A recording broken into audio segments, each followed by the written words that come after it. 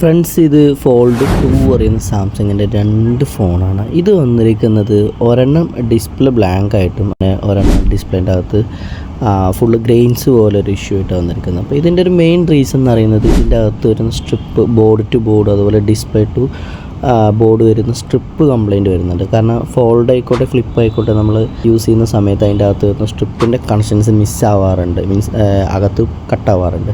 അപ്പോൾ ഇങ്ങനത്തെ ഒരു ഇഷ്യൂസ് വന്നു കഴിഞ്ഞാൽ നമുക്ക് ഇതിൻ്റെ സ്ട്രിപ്പ് മാത്രമായിട്ട് നമുക്ക് മാറിയിടാൻ പറ്റും. അപ്പോൾ ഇത് സർവീസ് സെൻ്ററിലാണെങ്കിൽ ഫുൾ ഡിസ്പ്ലേ ആയിട്ട് ഫുൾ ഫോൾഡറായിട്ട് തന്നെ അവർ മാറത്തുള്ളൂ. അപ്പോൾ ഇങ്ങനത്തെയൊക്കെ ഇഷ്യൂസ് ഉണ്ടെങ്കിൽ എന്ത് ചെയ്യുക, നിങ്ങൾക്ക് ഞങ്ങളെ കോൺടാക്ട് ചെയ്യാം. അപ്പോൾ ഈ ഒരു 2 ഫോൺ എന്തായിട്ടുണ്ട്, വൃത്തിയിൽ ഞങ്ങളത് റെഡിയാക്കി എടുത്തിട്ടുണ്ട്.